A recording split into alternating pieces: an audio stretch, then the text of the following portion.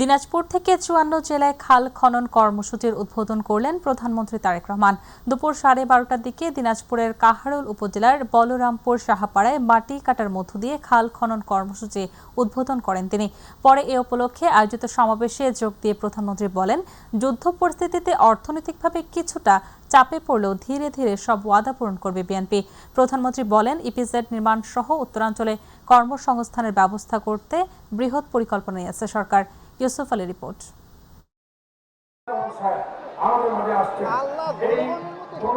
খাল খনন কর্মসূচির উদ্বোধন করতে ঢাকা থেকে বিমানযোগে সৈয়দপুর এবং সেখান থেকে গাড়িযোগে হাত নেড়ে অভিবাদন জানাতে জানাতে দিনাজপুরের কাহালোরে পৌঁছান প্রধানমন্ত্রী তারেক রহমান।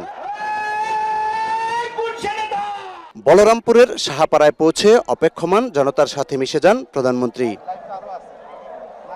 যারা স্বেচ্ছায় খাল খনন কর্মসূচিতে যোগ দিতে এসেছেন তাদের ডেকে কাছে নিয়ে কোদাল দিয়ে মাটি কেটে খাল খনন কর্মসূচির উদ্বোধন করেন তারেক রহমান।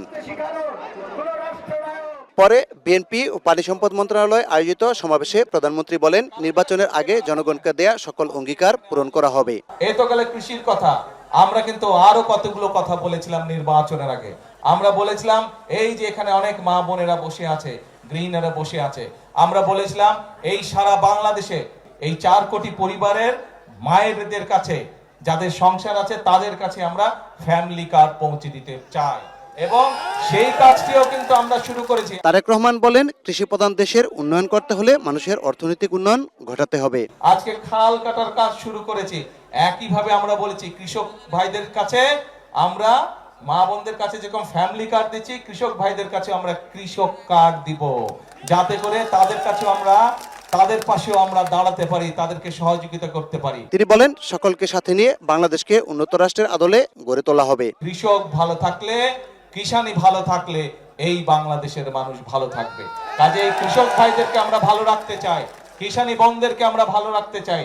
এই কৃষিকে আমরা শক্তিশালী ভিত্তির উপরে, বাংলাদেশের কৃষিকে আমরা শক্তিশালী ভিত্তির উপরে গড়ে তুলতে চাই।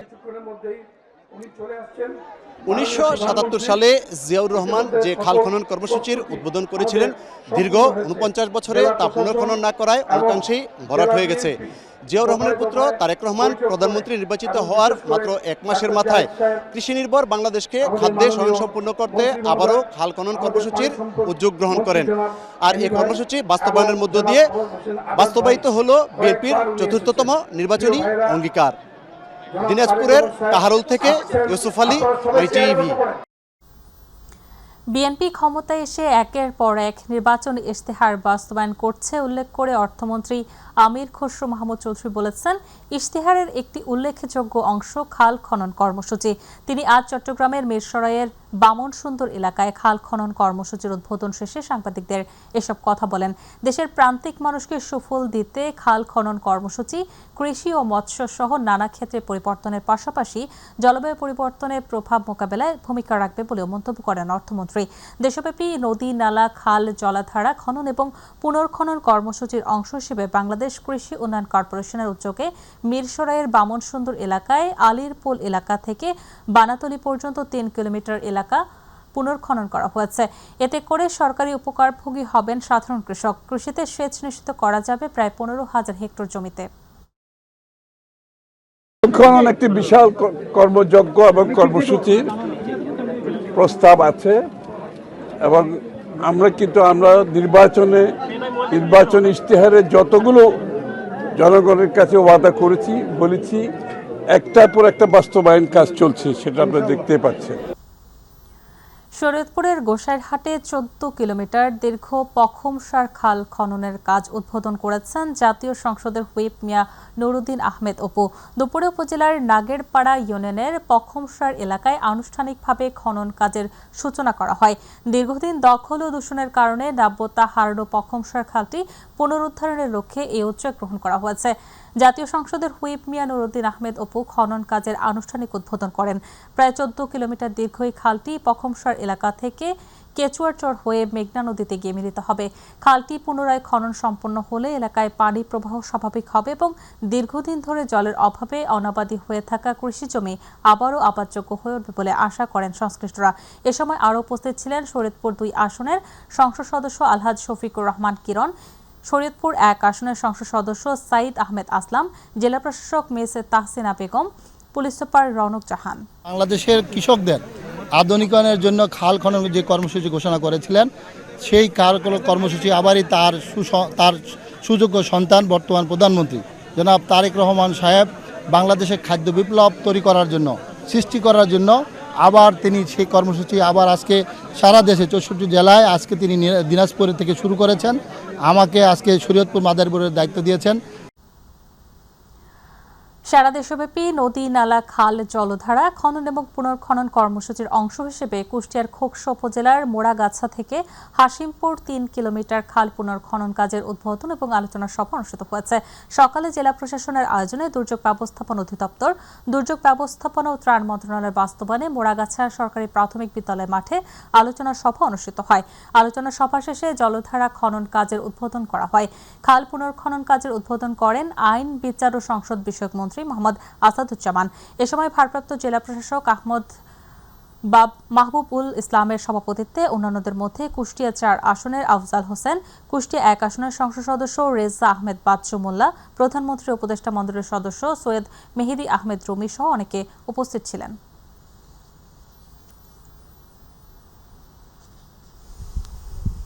আপনারা স্বেচ্ছাসেবী হিসাবে অবদান রাখুন। আমার ছাত্র দল, আমার যুব দল, আমার স্বেচ্ছাসেবক দল, আমার বিএনপি সম্পূর্ণভাবে আপনারা যে কোনো দিন বেছে নেন এই খাল কাটা কর্মসূচিতে স্বেচ্ছাসেবীভাবে বিএনপি এবং এর অঙ্গ সংগঠনের পক্ষ থেকে আপনারা নিত্য প্রয়োজনীয় পণ্যের পাইকারি ও খুচরা দামের মধ্যে সামঞ্জস্য রাখতে ঈদের পরই একটি ফ্যাক্ট ফাইন্ডিং কমিটি কাজ শুরু করবে বলে জানিয়েছেন বাণিজ্যমন্ত্রী খন্দকার আব্দুল মুক্তাদির। সকালে সিলেটের ওসমানীনগর উপজেলা তাজপুর ইউনিয়নে কাদিরপুর চম্পাতলী খালের পুনর্খনন কাজের উদ্বোধন শেষে সাংবাদিকদের প্রশ্নের জবাবে তিনি কথা বলেন। বাজারে পাইকারি ও খুচরা দামের ব্যবধান নিয়ে এক প্রশ্নের জবাবে মন্ত্রী বলেন, পাইকারি ও খুচরা দামের মধ্যে কিছুটা পার্থক্য থাকবে, তবে সেই ব্যবধান যেন অগ্রহণযোগ্য পর্যায়ে না যায় সেজন্য সরকার প্রয়োজনীয় ব্যবস্থা নেবে।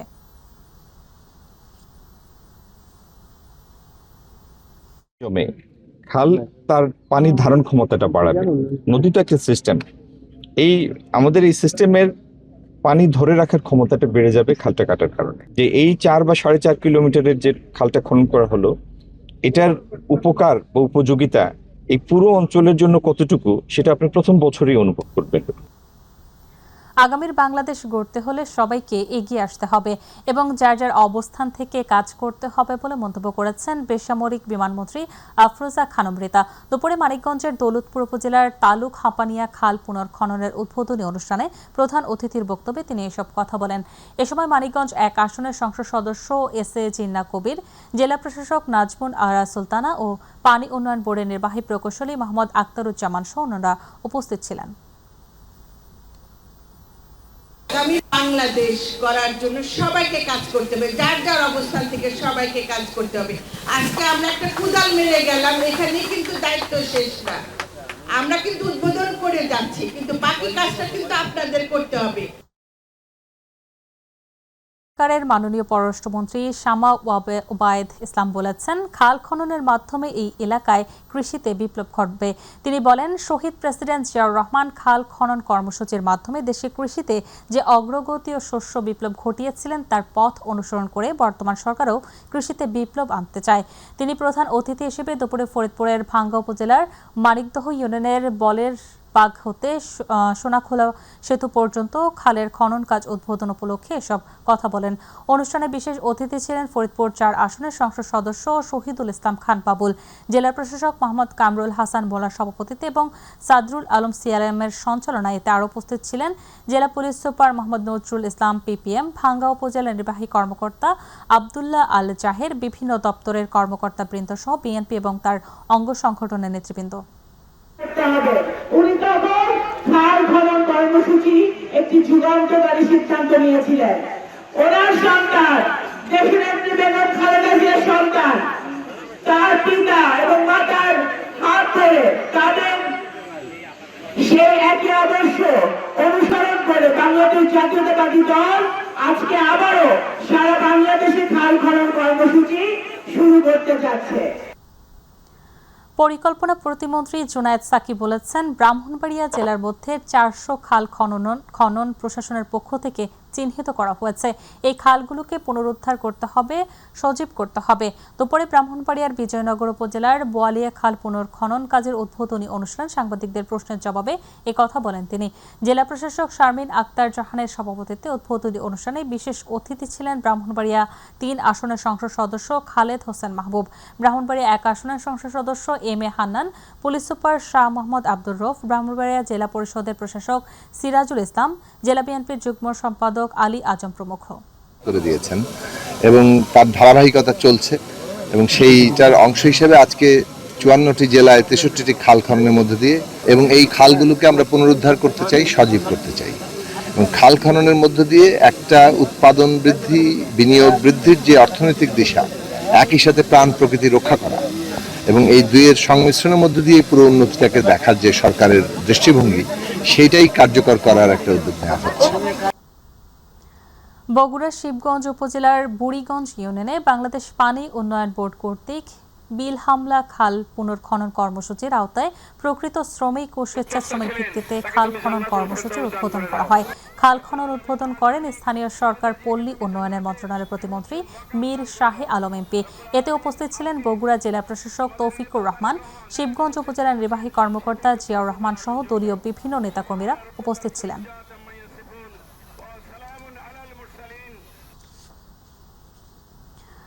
গাজীপুর সিটি কর্পোরেশন এলাকার পরিবেশ রক্ষা ও জলাবদ্ধতা নিরসনে শুরু হয়েছে গাছা খাল উন্নয়ন এবং সৌন্দর্য বর্ধন প্রকল্পের কাজ। 8,45 লক্ষ টাকা ব্যয়ে এই প্রকল্পের উদ্বোধন করেন ডাক, টেলিযোগাযোগ ও তথ্য প্রযুক্তি মন্ত্রী ফকির মাহবুব আনাম। প্রকল্পটির মাধ্যমে খালের প্রাণ ফেরানোর পাশাপাশি 2 পাড়ে তৈরি হবে দৃষ্টিনন্দন বিনোদন কেন্দ্র। দুপুরে গাজীপুর নগরের 39 নম্বর ওয়ার্ডের নিমতলী বালুর মাঠে আয়োজিত এক অনুষ্ঠানের মাধ্যমে আনুষ্ঠানিকভাবে শুরু হয় গাছা খালের পুনর্খনন ও সৌন্দর্য বর্ধন কাজ। বাংলাদেশ পানি উন্নয়ন বোর্ডের তত্ত্বাবধানে 12.5 কিলোমিটার দীর্ঘ এই খালের প্রাণ ফেরাতে ব্যয় ধরা হয়েছে 8,45 লক্ষ টাকা। প্রকল্পের আওতায় খালের 5 কিলোমিটার পুনর্খনন এবং 9.5 কিলোমিটার এলাকা থেকে বর্জ্য অপসারণ করা হবে। অনুষ্ঠানে স্থানীয় সংসদ সদস্য এম মজরুল করিম রনি এবং সিটি কর্পোরেশনের প্রশাসক সহ ঊর্ধ্বতন কর্মকর্তারা উপস্থিত ছিলেন।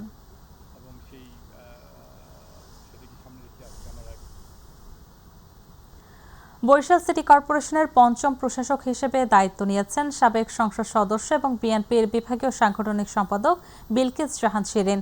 দুপুর 12টায় নগরীর কেন্দ্রীয় শহীদ মিনার সংলগ্ন অডিটোরিয়ামে এই আনুষ্ঠানিকভাবে দায়িত্বভার বুঝিয়ে দেওয়া হয়। এ সময় বিদায়ী প্রশাসক মাহফুজুর রহমানের কাছ থেকে দায়িত্ব বুঝে নেন সদ্য প্রশাসক বিলকিস জাহান শিরিন। দায়িত্ব গ্রহণ শেষে বিলকিস জাহান শিরিন তার বক্তব্যে বরিশাল নগরের উন্নয়ন নিয়ে তার পরিকল্পনার কথা তুলে ধরেন।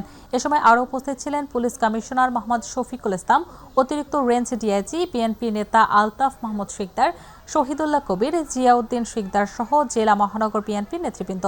বর্তমান সরকার ক্ষমতা গ্রহণের পর গত শনিবার বিকেলে বরিশাল সিটি কর্পোরেশনের প্রশাসক নিয়োগ করেন। আপনাদের সাহায্য নিয়ে, আপনাদের সহযোগিতা নিয়ে ঠিক ওরকম একটি বরিশাল করতে চাই, যেটা বরিশালবাসীর দীর্ঘদিনের স্বপ্ন। ময়মনসিংহ সিটি কর্পোরেশনের প্রশাসক হিসেবে দায়িত্ব নিয়েছেন ময়মনসিংহ দক্ষিণ জেলা বিএনপির সদস্য সচিব রোকনুজ্জামান রোকন।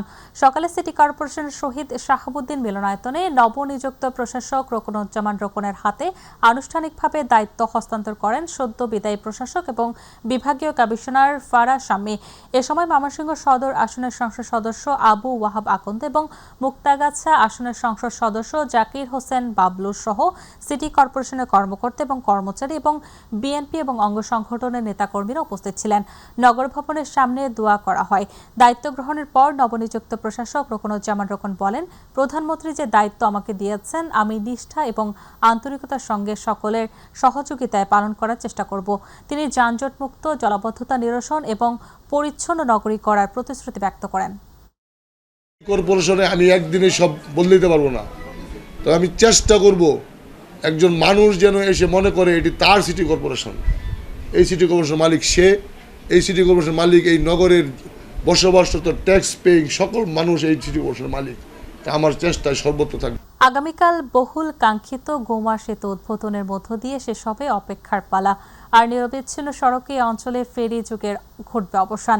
ঈদের আগে নতুন এ সেতু বন্ধনে বরিশাল বাকেরগঞ্জের 14টি ইউনিয়নের মানুষের মাঝে বইছে ভিন্ন এক আনন্দ। পারভেজ রাসেলের রিপোর্টে দেখুন বিস্তারিত। দীর্ঘদিনের অপেক্ষা, অনিশ্চয়তা আর ঘন্টার পর ঘন্টা ফেরির লাইনে দাঁড়িয়ে থাকার গল্প সবকিছুর অবসান ঘটাতে আসছে গোমা সেতু। ঈদের আগেই উদ্বোধন হতে যাচ্ছে বহুল প্রতীক্ষিত এই সেতু। তাই বরিশালের বাকেরগঞ্জ উপজেলার 14টি ইউনিয়নে এখন বইছে উৎসবের হাওয়া। এক সময় এই নদী পার হতে ভরসা ছিল শুধুই ফেরি। রোগী, শিক্ষার্থী, ব্যবসায়ী সবারই সময় গুনতে হতো ঘন্টার পর ঘন্টা। গোমা সেতুটা আমাদের সে প্রাণের দাবি, আমরা সঠিক সময় কর্মস্থলে পৌঁছতে পারবো। এখন এই সেতুর মাধ্যমে এই মানে টোটাল একটা ইন্টারনাল কানেক্টিভিটি হয়েছে। 14টা ইউনিয়ন এবং 14টা ইউনিয়ন তো বাকেরগঞ্জ থানায়, প্রত্যেকটা ইউনিয়নের জন্য একটা ইম্পর্টেন্ট একটা ব্রিজ। 2018 সালে শুরু হয় চরাদি ও দুদল ইউনিয়নের সংযোগ নদীর উপর সেতু নির্মাণ। মাঝপথে নদীপথে লঞ্চ চলাচল ব্যাহত হওয়ার আশঙ্কায় বন্ধ থাকে কাজ।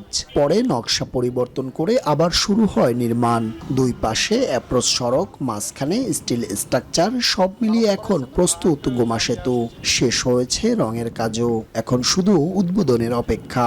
ঠিকাদার কোম্পানি মানে তার সাধ্যমতো চেষ্টা করে ঈদের আগে আমাদের জন্য বৃষ্টি উন্মুক্ত করে দিছে। এজন্য আমরা খুবই আনন্দিত এলাকাবাসী। বরিশাল থেকে পটুয়াখালী বা বাকেরগঞ্জ বিভিন্ন রুটে যেতে একটি মাত্র সেতু ছিল, সেই সেতুটিও হয়েছে। কাজে এই জন্য সরকারকে ধন্যবাদ। বৃষ্টিটা হয়েছে, আমরা খুব গর্বিত এবং খুব আনন্দিত।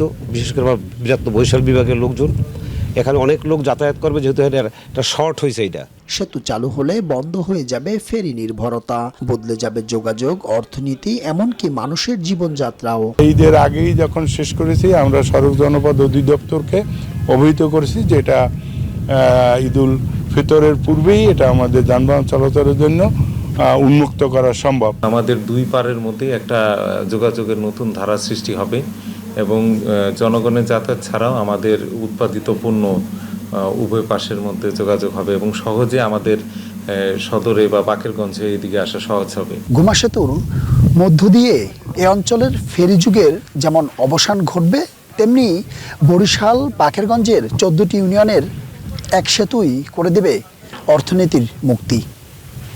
নতুন এই সেতু খুলবে এ অঞ্চলে মানুষের সম্ভাবনার অপার দ্বার।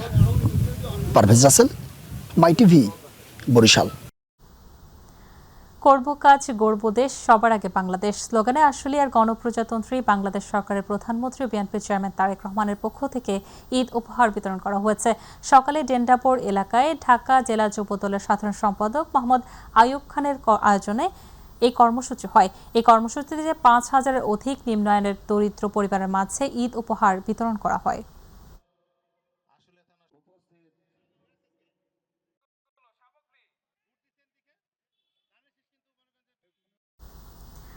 ঝিনাইদহ জেলা পরিষদের প্রশাসক হিসেবে দায়িত্ব নিয়েছেন অ্যাডভোকেট এম এ মজিদ। সোমবার সকালে জেলা প্রশাসক আব্দুল্লাহ আল মাসুদ তাকে দায়িত্ব বুঝে দেন। সে সময় জেলা বিএনপি এবং অঙ্গ সংগঠনের নেতৃবৃন্দ উপস্থিত ছিলেন। রোববার দেশের 42টি জেলায় জেলা পরিষদ প্রশাসক হিসেবে 42 জনকে নিয়োগ দিয়েছে সরকার। স্থানীয় সরকার, পল্লী উন্নয়ন ও সমবায় মন্ত্রণালয়ের জেলা পরিষদ শাখার উপসচিব খন্দকার ফরহাদ আহমেদ রাষ্ট্রপতির আদেশক্রমে এই সংক্রান্ত বিজ্ঞপ্তি জারি করেন। ঝিনাইদহ প্রশাসক হিসেবে নিয়োগ পেয়েছেন জেলা বিএনপির সভাপতি অ্যাডভোকেট এম এ মজিদ। স্থানীয় সরকারের গুরুত্বপূর্ণ দায়িত্ব পালন এবং জেলার সার্বিক উন্নয়ন এগিয়ে নিতে সরকার সকলের সহযোগিতা কামনা করেছেন নবনিযুক্ত প্রশাসক এম এ মজিদ। ঝালকাঠির নলছিটিতে পবিত্র রমজান মাসে উপজেলার এতিমখানাগুলোতে সৌদি সরকারের দেয়া খেজুর উপহার হিসেবে প্রধানমন্ত্রীর পক্ষ থেকে বিতরণ করা হয়েছে। সকালে উপজেলা পরিষদের হলরুমে এসব খেজুর এতিমখানায় শিক্ষকদের মাঝে বিতরণ করেন উপজেলার নির্বাহী কর্মকর্তা সেগুফতা মেহনাজ। এ সময় আরও উপস্থিত ছিলেন উপজেলা প্রকল্প বাস্তবায়ন কর্মকর্তা আওলাদ হোসেন, উপজেলা পল্লী উন্নয়ন কর্মকর্তা ওবায়দুর রহমান সহ এতিমখানার প্রতিনিধি সহ সংশ্লিষ্ট ব্যক্তিরা উপস্থিত ছিলেন। 200 কেজি খেজুর 24টি এতিমখানায় বিতরণ করা হয়।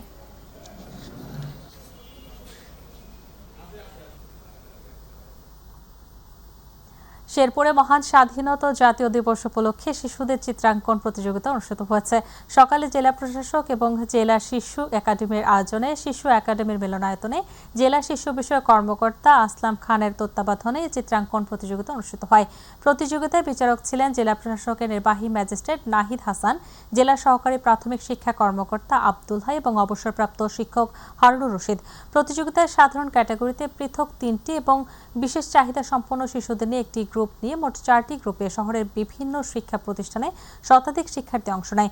শিশুরা বাংলায় প্রকৃতি, স্বাধীনতা যুদ্ধ এবং মুক্তিযুদ্ধ স্মৃতি সম্বলিত বিভিন্ন স্মৃতিসৌধ অঙ্কন করেন।